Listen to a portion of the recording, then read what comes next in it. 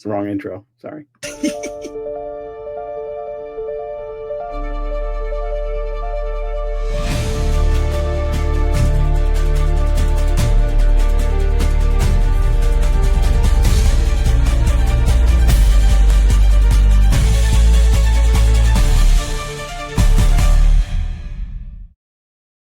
Yeah, that's pretty cool, right? That Very was epic. pretty neat. Yes. Yeah, it's very epic. Yes, lots of lens flare. I could Yes. just see the lens flare. Yes, that's what happens when you enter the Kelvin universe. What's up, everybody? We are very excited to have you guys here with us as we explore the new worlds of the Kelvin timeline. One of the movies that surprised me when I saw it, because I don't know, maybe I had lower expectations when I went in, but I really, overall enjoyed the movie. It's a good reboot.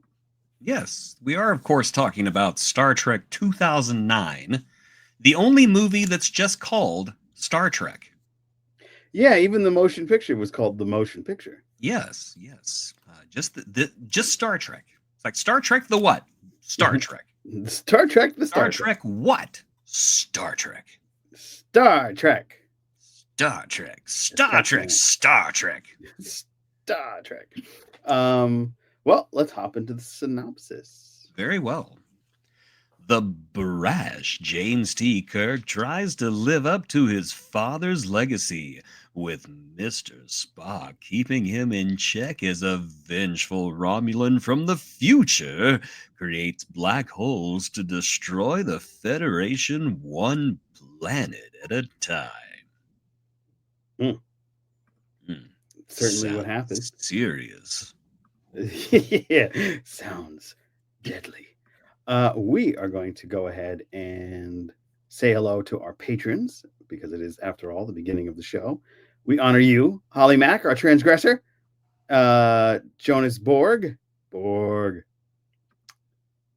Mack, 79, we honor you.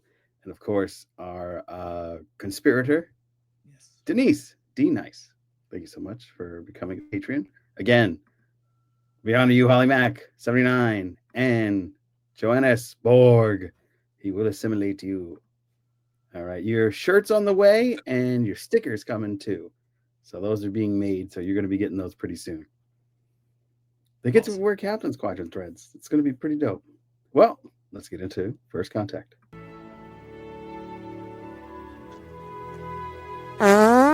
Thanks. Still kind of want him to respond. You're welcome. He responded in my extended cut. There was a lot that went down in that extended cut. Yes, there was. It's available. It was awesome. It was awesome.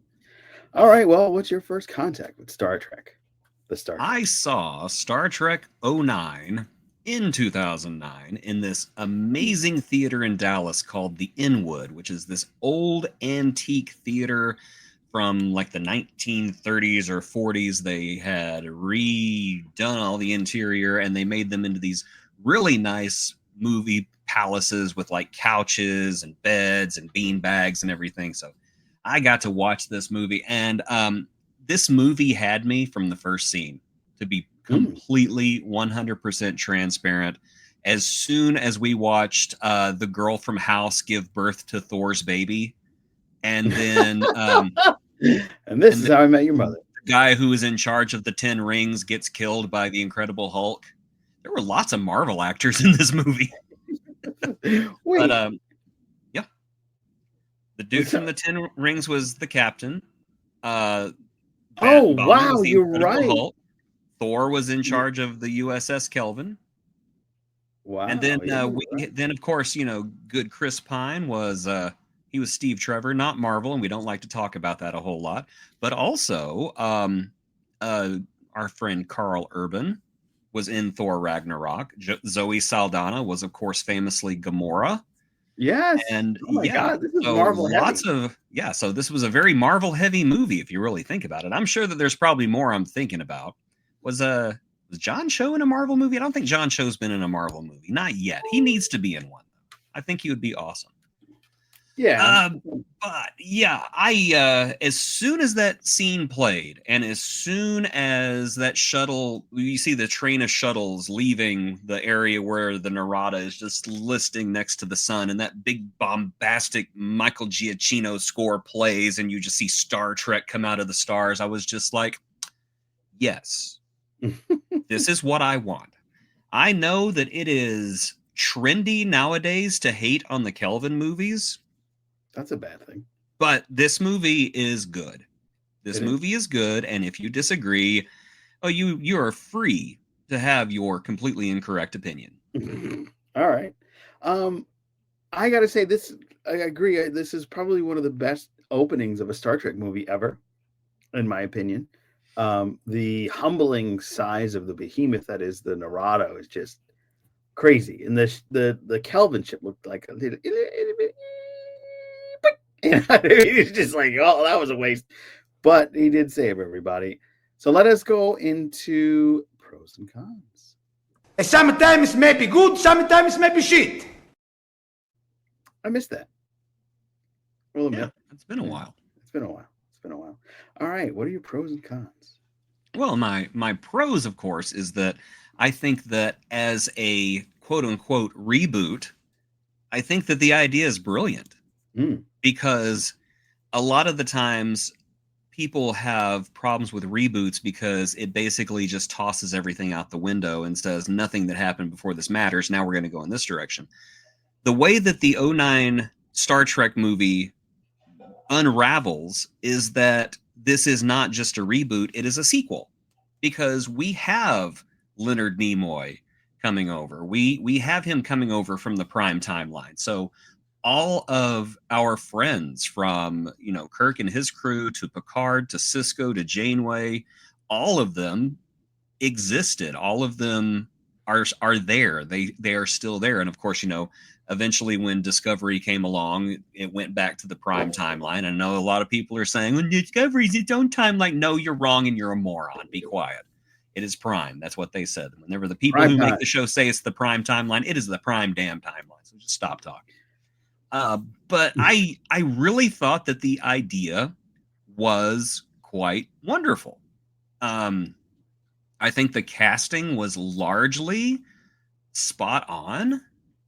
Carl Urban, for example, was just perfect as Bones. There is a story that Leonard Nimoy was on the set, and he was either watching the performance or he was watching the playback of the performance, and apparently at one point Leonard Nimoy started weeping because Carl Urban reminded him so much of DeForest Kelley that it just caused Leonard Nimoy just to get emotional because he was really good friends with DeForest Kelley.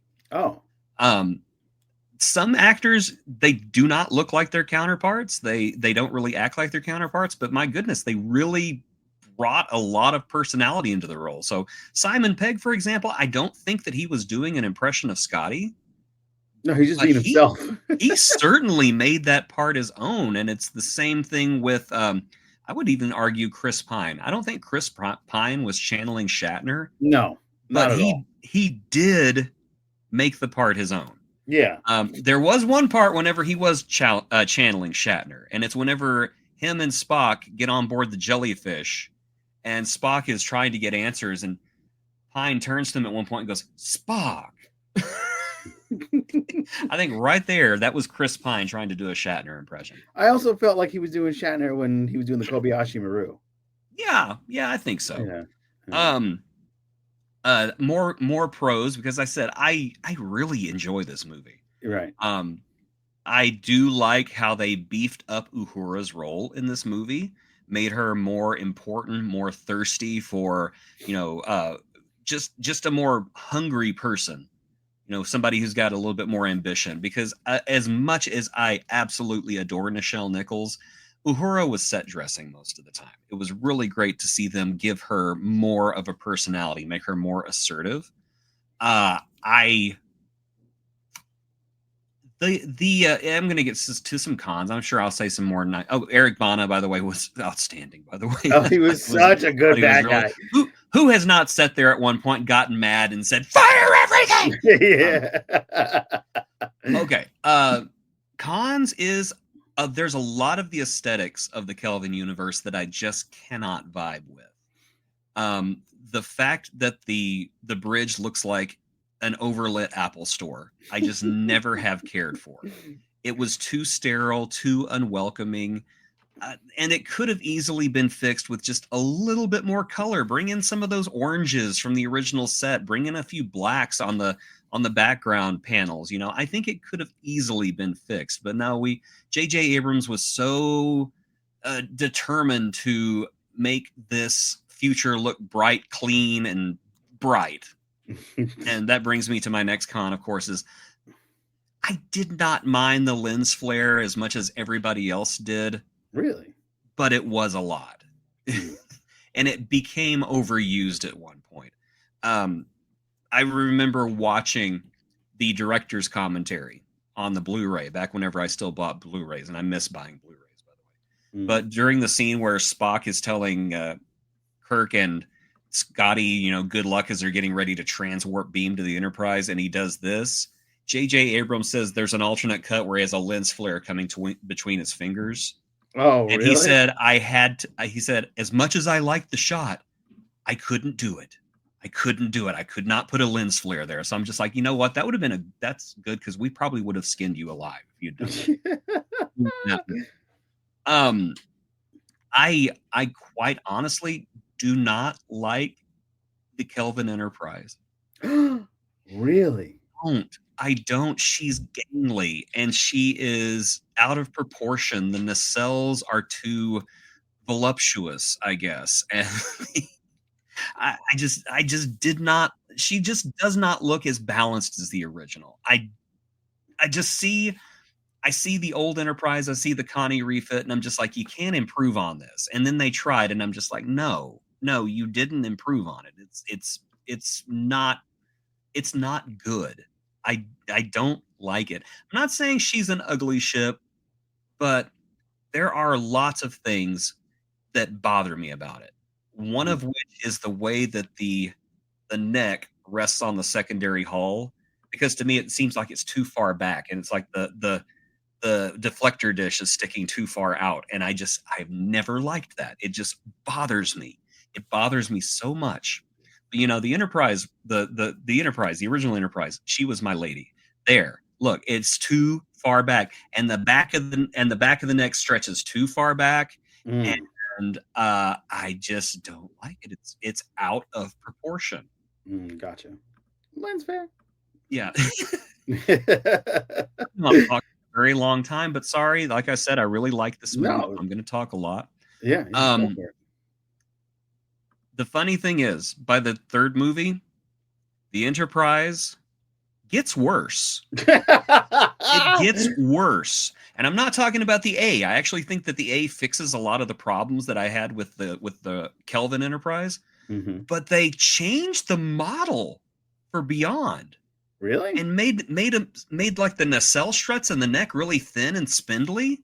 Because I was watching the movie, I was like, what is wrong with this Enterprise? It looks so different, but I couldn't figure out what it was. And yeah, apparently they wanted to make the Enterprise look more vulnerable. I think it's a weird decision, but I'm getting ahead of myself. I don't need to talk about Beyond right now. We will get into that wonderful movie later. What was the other thing I was going to say, Joe? You got me off topic. Never mind. Be quiet. Anyway, yeah, there's just some, the brewery engine room. Oh yeah, that was kind of cool. No, it's not. It's not cool. You want to know what the engine room looked like to me? A brewery? A brewery. And there's no better example than that one scene where Kirk goes to get Uhura for the first time, and she's working down in the bowels of the ship, and they're next to those big containers.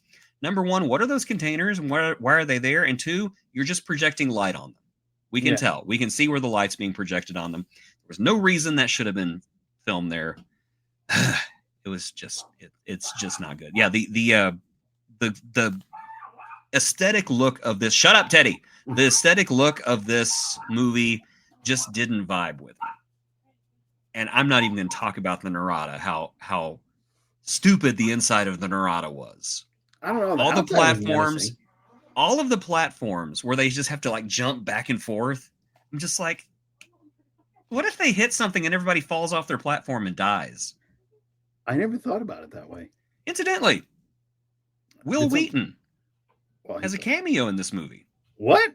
He does. He is one of the voices on the Narada that reports to Nero. No way! I never. There you knew go. that. There's your fun factoid. Will Wheaton is in this movie. Wheaton. Oh, that's so Wheaton! cool.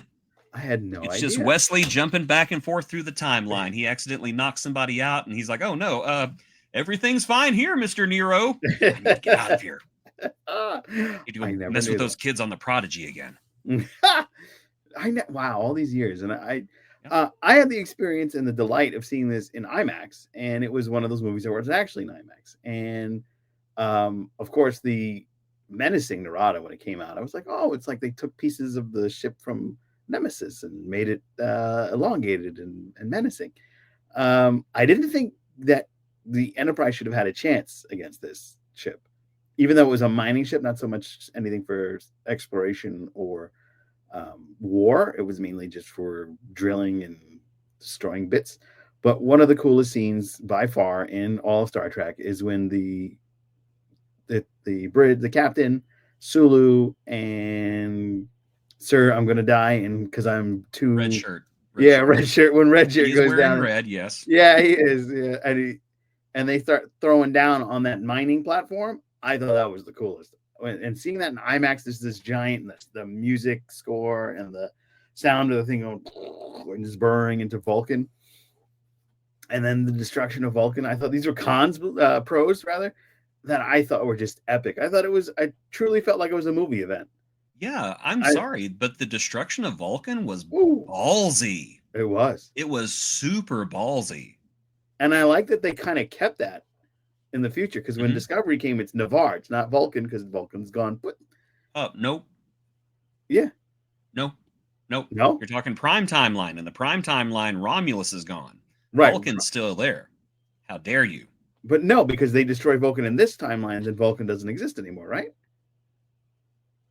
You're talking the Kelvin timeline. Discovery takes place in the prime timeline where Vulcan still exists, because Navarre was Vulcan.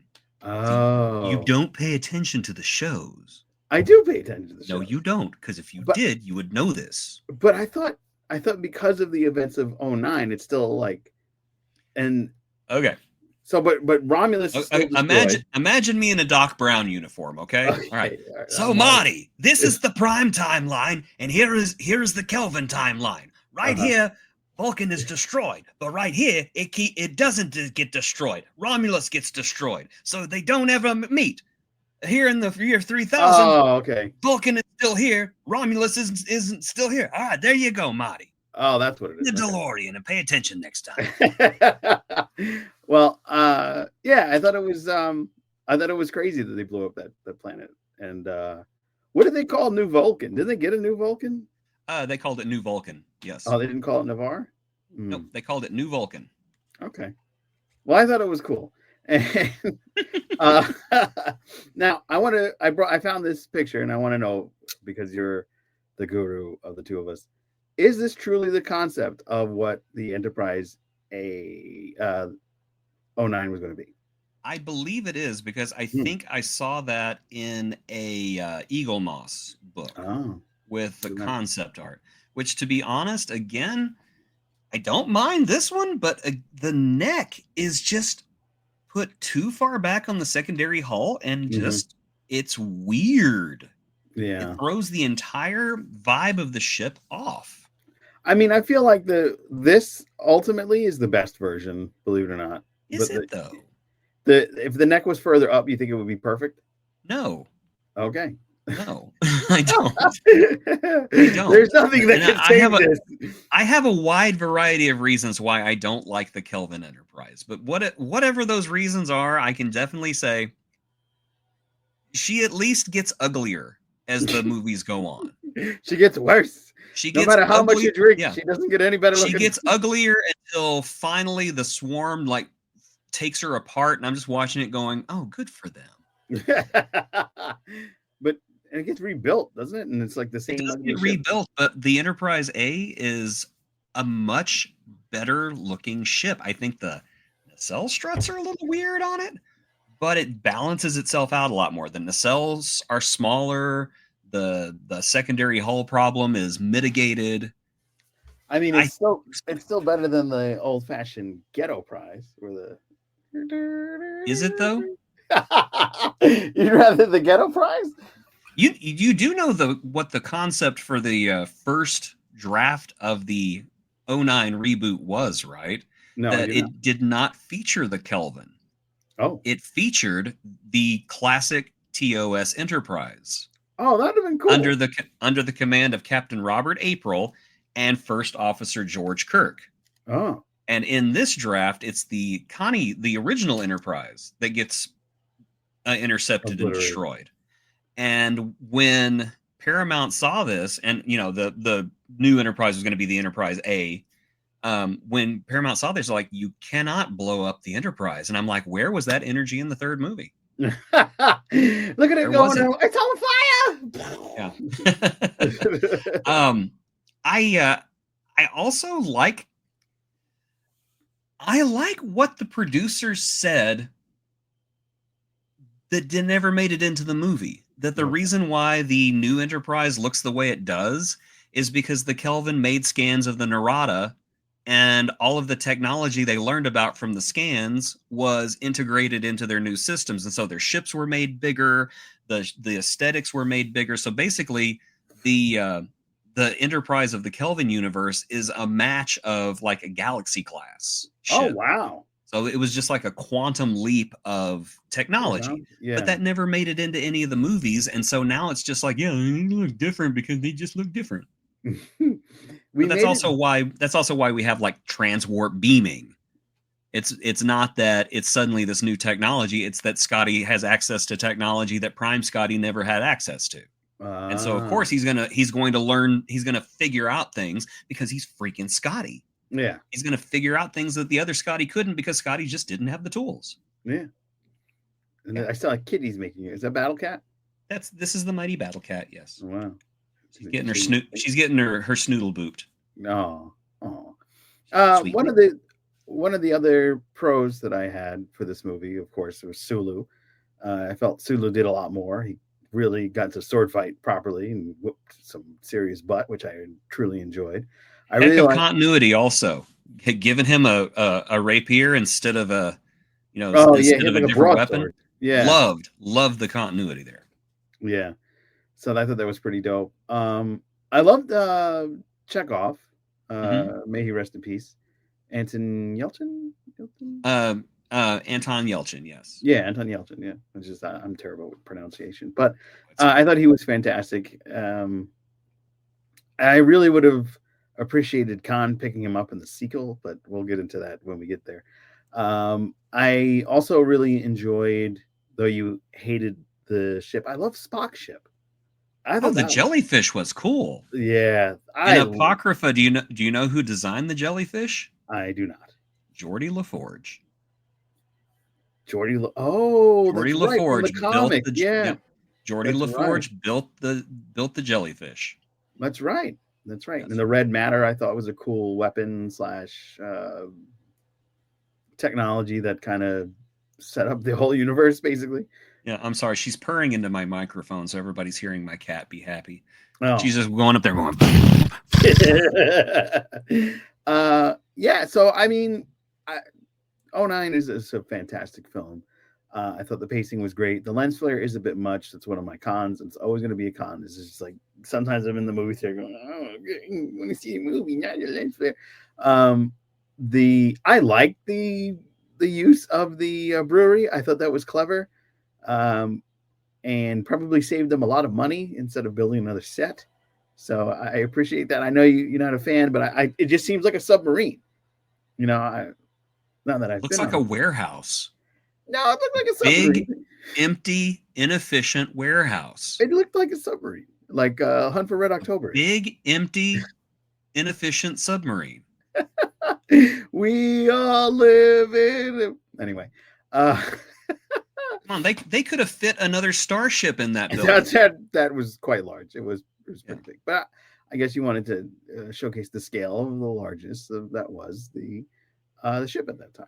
So we need to build gigantic starships so we can have this full empty hangar in the middle of the primary hull for absolutely no reason. Yeah. And Deep Roy makes a cameo in this. Love Deep Roy. I love Keenser. Yeah, that's a great character. Again, Apocrypha in the Kelvin universe is my favorite because Keenser was an outcast among his people because he was too tall. Oh, wow. Yes. That's hilarious. It's so tall. You're just a little bean. Look at you. You can eat one bean and you'd be fine. Do you have any food?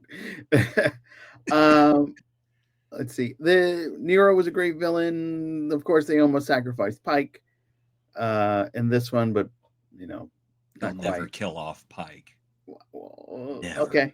And if they did, it would at least mean something. It wouldn't be used as just a vengeance subplot. Oh, I'm getting ahead of myself. Yeah, I don't like all the Kelvin. Again, it would have been good if April would have shown up. That would have been cool if they would have had. Or if they'd kept the original draft, he would have. Yeah, for a little bitty while. Yeah, that would have been kind of cool to have him pop up in the movie. Also, I believe that having Spock, that interaction at the end, when Kelvin Spock, Zachary Quinto goes, "Father," and Nimoy turns around and goes, "Bitch, what?" Yeah, I ain't that old. I am not our father. I just love that interaction between the two of them, and I love the little joke. It was like, you lied to Kirk. It's like, no, I didn't lie. I implied. Yeah, I love that whole interaction was just beautiful, and a lot of this movie has got so many deep and genuinely emotional beats to it. Not only that one that you just described, and not only the conversation between George and his wife, but right before the Kelvin explodes. But I really enjoy the aftermath of Amanda's death. Now, I want to enjoy it, but I mean, I'm just like, oh, she did. No, I love I love to see how it affects Spock, and I love that scene when Spock is in the transporter room and he's just looking at that pad, and Sarek comes in and says, "Do you know why I married your mother?" "Yes, it was logical that you would that your marriage would strengthen ties with Earth." He goes, "No, I married your mother because I loved her." That was such a good scene. I love that scene so much. He passed away too, if I'm not mistaken. Did. He passed away, I think, last year. Oh, last year. Wow. COVID? Yeah. I'm not sure. I'm not sure. But I was really surprised because Me too. He seemed like a young guy. Yeah, he didn't seem that old. Yeah. Oh. And another fantastic scene in that movie, which some people I know probably didn't like, and it was used in the marketing when young Kirk was driving the cat is like frozen on my side, so it's just this tail. But when he drives that really nice Mustang off the cliff, and they're using sabotage, which is ongoing. The 1966 Mustang, because they're jettisoning things that were made in 1966. Oh, that was something I missed. Yes. Are you surprised? Don't comment about that. But yeah, I just love that whole scene. I thought that was really cool. He I like that too. I really hate everything that they cut from it, because you learn why he's stealing the car and everything. And the young man who's on the side of the road, who's hitchhiking for absolutely no reason, in the deleted scene, that is Sam Kirk. His brother? Because Sam Kirk is running away from home because their stepdad is a complete jerk. Oh wow! And the car was George Kirk's car, and the stepdad basically took ownership of it, and so that's why Jim stole the car and drove it off a cliff, because he didn't want the stepdad to have it anymore. Wow, they should have kept that in there. It would have been 5. I agree. 5 minutes more. I wouldn't have done anything. Yeah, come on. We would have watched it 5 minutes. No, if the movie's 5 minutes more, we may not make more money at the theater. No, shut up. It was. Yeah, I would have done well. It was great. I liked it. It was great. This is the first time that I saw a Star Trek movie that had fan interaction as well. I had been going to see the Star Trek movies since 3 or 4. What's the one with the whales, maybe? And every time they would come out, it was my mom, my friend Renee, and myself that would go and see it would be a long journey because like we didn't have a car at the time, so we'd have to take the bus, and the bus from the movie theater as far as like 2 hours. Anyway, so this is the one where I'm solo. I'm going with my friends actually to see the movie because my mother was disabled at this time. She couldn't really walk around, so it was kind of disheartening. But I did go and see it, and people were cheering, and there was this really big dude clapping. You gotta clap for her, yeah! And he was like really cheering people on. I was like, wow, this is gonna be a big, big money winner for them because I haven't seen fan interaction in Star Trek like this before, and it was cool. And when Spock's mom died, there was somebody in the movie that went, oh, she died. So that was really cool. It was really interesting to get so much out of the fans because they did such a good job of really emotionally connecting you to the characters. They did, yeah. And I think that's why they deserve a 4th film to bow out gracefully and at least match the TNG number of movies. At least, yeah, it's just not as bad as the last TNG movie. I mean, Into Darkness. Even though I not as bad as Nemesis. No, Nemesis is better. I'm sorry, but I don't know because Peter Weller in Into Darkness was amazing. But we'll get into that when we get into that movie next month. I like Bing Bong Cumberbund, but he was Bing Bong Cumberbund. Yeah, we'll talk about that later. We'll talk about Beatrice Bandersnatch later. Beatrice Bandersnatch. And of course, we would be remiss if we didn't talk about Medea being the Starfleet. Most random cameo ever. Yeah, it was like, why is Medea here? I didn't recognize Tyler Perry at first, and it was like it wasn't until he shows up at the end of the movie. I was just the people I was with. I was just like, freaking Medea. Yeah. Like, oh my God, it was Medea. Yeah, it was Medea. All right, Kirk, you heard. Holler. Yeah, Tyler Perry was not a Star Trek fan. And he did it because he did the cameo because J.J. Abrams asked him to. Really? And so he did the cameo. He'd never seen a Star Trek movie before. And then after he did the cameo, he went and watched some Star Trek movies. And the last movie he saw was Star Trek Nemesis. And he said, and I quote, had I seen Star Trek Nemesis before I said yes, I wouldn't have said yes. Wow. Damn it, man. So even Tyler Perry, who's arguably one of the worst screenwriters to ever exist, hates Nemesis. Screw you, Tyler Perry. And this is the man who wrote a lot. Take your pick. Take your pick. The the only one I really liked was Diary of a Mad Black Woman, and that was it had none of the Medea stuff. I'm talking about the other stuff, which was yeah. The rest of his movies are garbage, though. Yeah. I'm sorry. Not sorry. No, it's fine. It's fine. All right. Well, let's fire at will. We'll randomly go into things. Fire at will.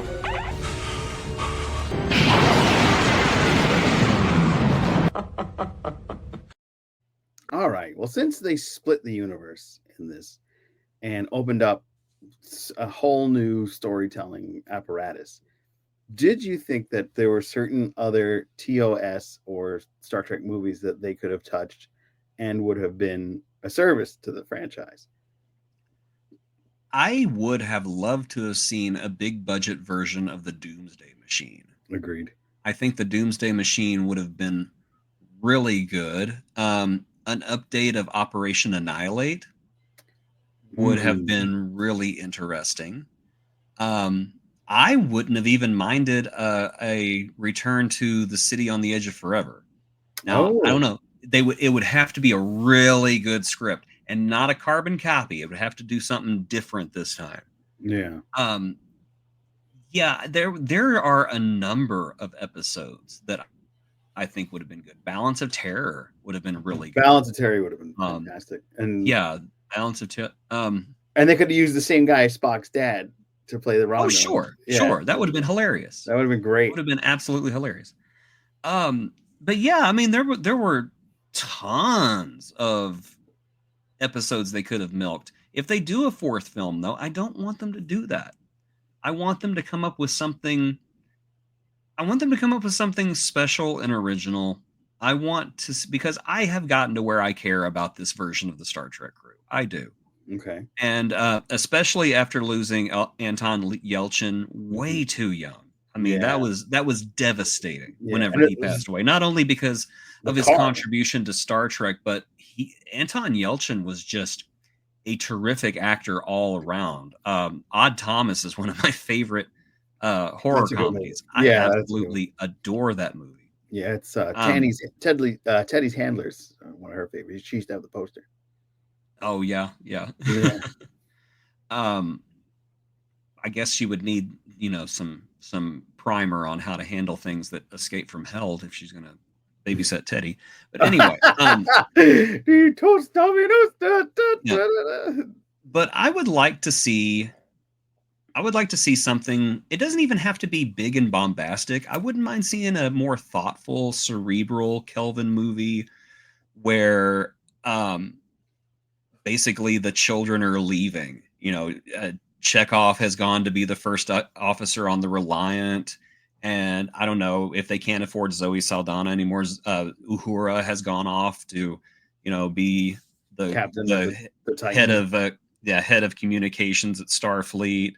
I'd like to see more Jayla, to be honest, in a fourth movie. I think that it really would be fun to see her as an ensign. But I don't know. I would like to see like all of the children are leaving the nest story. Yeah. And just have that, and of course bring them up and have them in the Monster Maroons. Oh, love to see them in the Monster Maroons. Kelvin Don't change the Monster Maroons though. Don't change them stupidly. Don't do anything dumb with them. Just like give us the Monster Maroons with the Kelvin crew. All the Monster Maroons will have lens flares coming off. Yeah. And personally, I wouldn't mind seeing some kind of crossover with the Prime universe. Oh, that would be kind of cool. Maybe that would be it, is that, a character or two characters or the Enterprise G from the Prime universe crosses over, and they basically tell them, oh, hey, we're you're wrong. This is all wrong. And because basically the Kelvin universe knows they're an alternate universe, but they've really never touched on it since then. And that has got to be kind of a mind screw if you think about it. That the only reason why we exist is because somebody messed up the timeline from what it should have been. Right. Yeah, so, he does realize, because he's like, oh, when he speaks to Spock, he's like, oh, how did I talk about my father? It's like, oh, you admired your father and he got you into Starfleet. Yeah. It's like, oh, that's not what happened in reality here. Yeah, that's right. They do. Well, I wouldn't mind seeing. I totally would not mind seeing some kind of personal effect that this has on Kirk and Spock and McCoy. How would you feel if you knew that you were going to live to be 150 years old, like McCoy would? Yeah. How would you feel if, your life went south because your dad died and he wasn't supposed to? Right. That would really mess people up. And I would love to see that. And basically, in the movie, and it doesn't even have to be like characters in the Kelvin universe. Maybe they find a starship that's wrecked, that's from the Prime timeline, and they go in and they look at the computers and like, oh wait, we aren't supposed to be seeing any of this. Oh, that'll be fun. Too late. It's like the cat is out of the bag. Yeah. And I don't know. I just think that would be really interesting.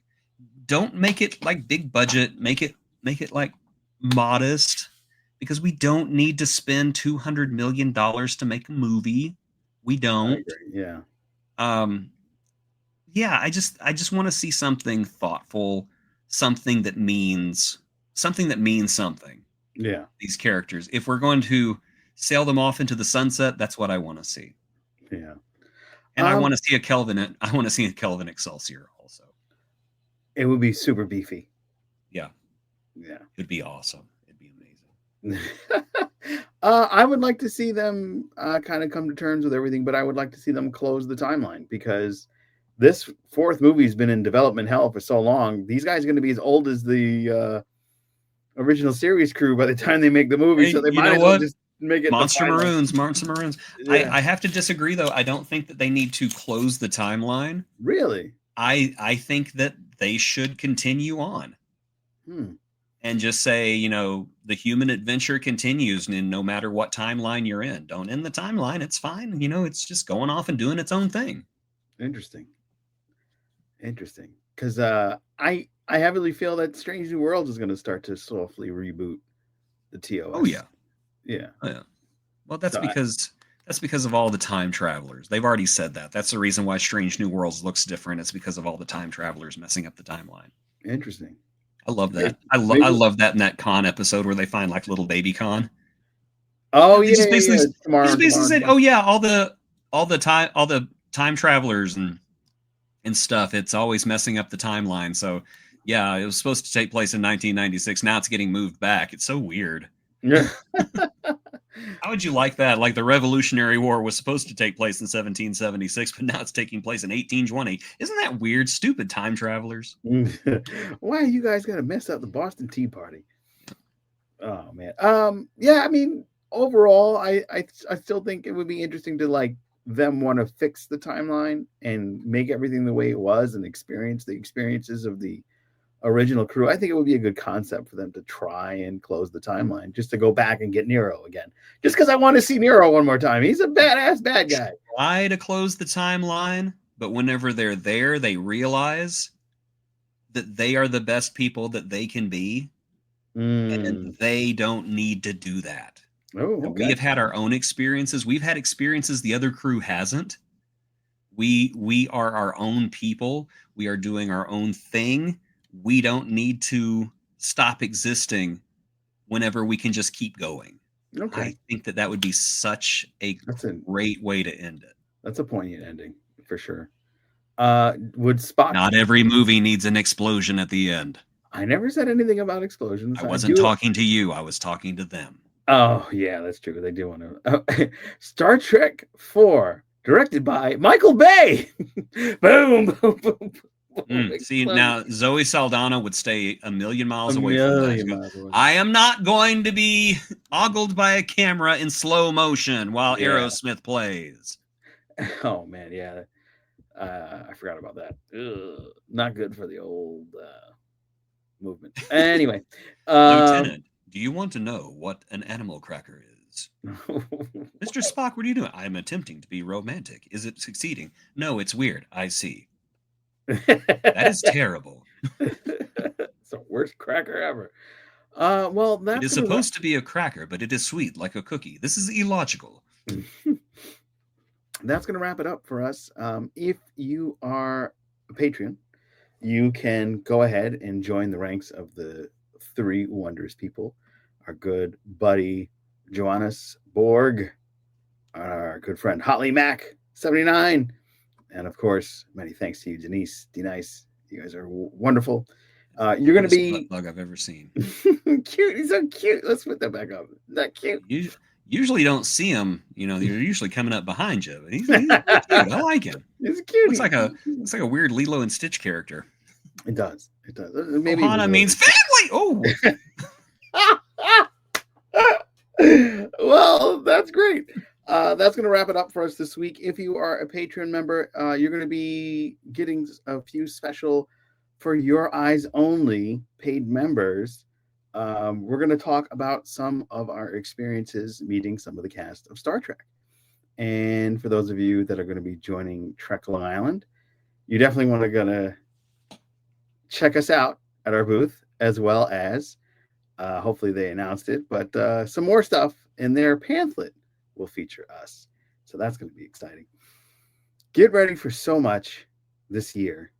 You're going to be amazed by some of the things. If you join at the... I am excited for some of the tentative plans that I'm really hoping stays open, because I'm going to be freaking out. Same. I'm going to be like, so, buddy. Who let you on the stage with me? I do not appreciate it. No, not so. They said that the Kelvin movie was better. It is not. It's not going to be it, but we're going to have a blast. It's going to be incredible. We're going to be having one of those moments where we're like, okay, we're professionals. And of course, if you do come to Trek Long Island and stop by the table and you sign up for our email list, you will be entered in a contest to win a special prize, perhaps something off the shelf and a t-shirt or two. So be sure to come by. And what are you looking at? You looking at my shelf? Yeah, I'm just looking at your shelf, seeing what Yeah. you got. I've got the Eagle Moss D, the Eagle Moss D. I've got the Stargazer, and I've got the entire The series. new Stargazer or the old Stargazer? Yes. Ah, okay. It's the Stargazer. I'm not sure. I have to look at it again. I haven't seen it. The Star Trek Picard, the Picard. Okay, the new one that Captain Rios was in charge. I'm pretty sure it's the Picard one, but the ship's on the other side, so I can't really tell. Very well. Either way, you're going to have a lot of delights. And then if you come to our panel, she is a very fine ship.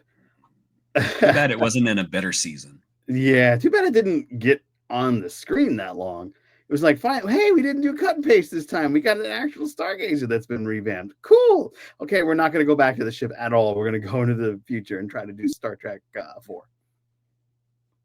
Good job. You liked the guy on the bus, didn't you? All right. You're going to see the guy on the bus again. It's found out he never learned how to drive. So there's so many wonderful things. Be sure to join the Patreon. Be sure to check us out at Trek Long Island. Be sure to sign up for our email list for our forthcoming website, and check out our merch and the Patreon. So there's so much to do with the Captain Squadron. It's like getting a hug from all the way across space and time.